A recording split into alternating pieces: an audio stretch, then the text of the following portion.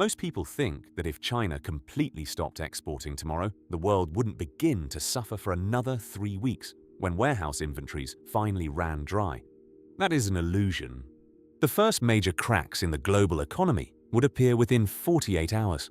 It wouldn't just be smartphone assembly plants slowing down. Supply chains for pharmaceuticals would come under immediate pressure. Major marketplaces would begin experiencing logistical disruptions. Automakers across Europe and North America would start confronting shortages of critical components. How did the world voluntarily build a system where roughly 1/3 of everything manufactured on Earth comes from a single country? Today we'll uncover how China quietly became the center of global manufacturing and why replacing that system is far more difficult than most people imagine. For millions of people, an old stereotype still survives. They picture China as an endless sea of dirty sweatshops where billions of workers spend their lives sewing fake sneakers and assembling cheap plastic toys for almost nothing.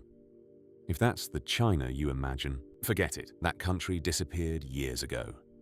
Today, China is the world's largest manufacturing nation. It produces roughly 1/3 of all manufactured goods on Earth, more than the next several industrial powers combined. And China is no longer simply assembling someone else's inventions. From electric vehicles and industrial robots to advanced medical equipment and space technology, it increasingly designs, develops, and manufactures its own products. Look around you. Your smartphone, your monitor, your clothes, even the plastic lid on your morning coffee. There's a good chance at least part of it was made in China.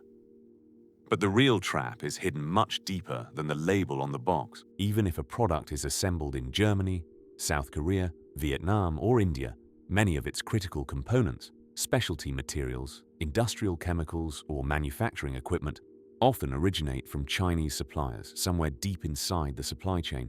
Take the automotive industry. Virtually every major European automaker depends on Chinese suppliers somewhere in its production network, whether for electronics, battery materials, wiring systems, magnets, or specialty components. Remove enough of those inputs, and billion-dollar assembly lines begin slowing down. Or stop altogether. Think this only applies to gadgets? Think again. US officials have repeatedly warned that the country remains heavily dependent on overseas suppliers, including China, for many pharmaceutical ingredients and chemical precursors used to manufacture common medicines. Modern healthcare depends on global manufacturing networks far more than most people realize. The world didn't simply outsource production. It gradually lost much of the industrial capacity required to make many of these products at scale. You can buy the most expensive American or Korean smartphone. It might proudly say, "Assembled in Vietnam," or "Made in India." But assembly is only the final chapter of a much longer story. China dominates the refining of many rare earth elements and critical minerals that modern electronics depend on. In several of these supply chains, its global market share exceeds 90%. Even when final assembly happens somewhere else, many of the specialty chemicals, advanced materials, precision components, and industrial processes still originate from suppliers located in China. And replacing those suppliers isn't as simple as making a phone call. In advanced manufacturing, changing even a single adhesive, coating, or specialty chemical can require months of engineering validation, reliability testing, and certification before production can safely continue. China doesn't simply assemble products. It supplies the ecosystem that makes modern manufacturing possible. But why call this the 30% trap? Here's the idea. Economists don't define an official 30% rule. But once manufacturing becomes this concentrated, economies of scale begin reinforcing themselves. Every new factory lowers costs. Every supplier attracts more suppliers. Every successful production hub becomes even more efficient. When a Chinese factory produces 100 million circuit boards instead of 1 million, its costs fall dramatically. Now imagine trying to build a competing factory in Europe or the United States. From day one, your production costs are significantly higher. Convincing investors to finance that project becomes dramatically more difficult when an established competitor can manufacture the same product at a fraction of the cost. Then there's geography. In manufacturing hubs like Shenzhen, thousands of suppliers operate inside the same industrial ecosystem, sometimes only a few blocks apart. Transportation costs shrink, development cycles accelerate, prototype revisions happen in hours instead of weeks. China didn't defeat much of its competition through military force.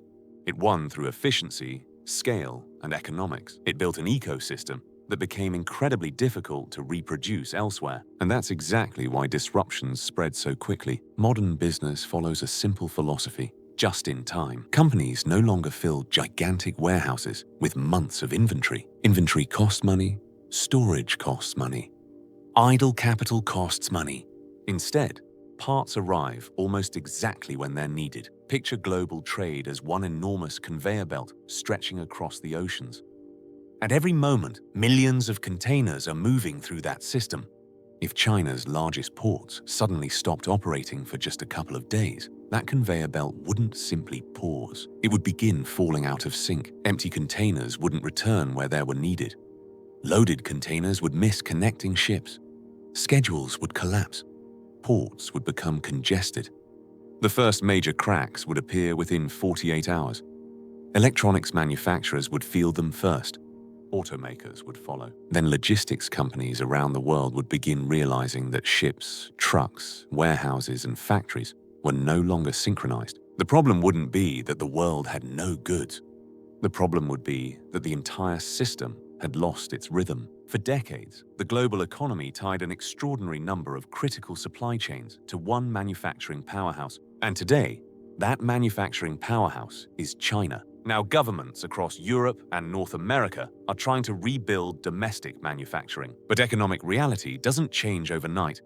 For 30 years, the developed world enjoyed cheaper products, higher corporate profits, and increasingly global supply chains. Few noticed how much industrial capability quietly migrated elsewhere. But one question remains: how did China build a manufacturing ecosystem that became so efficient and so interconnected that the rest of the world still struggles to match it? In the next episode, we'll visit one of the most extraordinary cities on Earth. A place where a new product can be imagined, prototyped, tested, manufactured, and shipped in a matter of days, while companies elsewhere are still scheduling their first approval meeting. Welcome to Shenzhen. Subscribe, because that's where the story truly begins.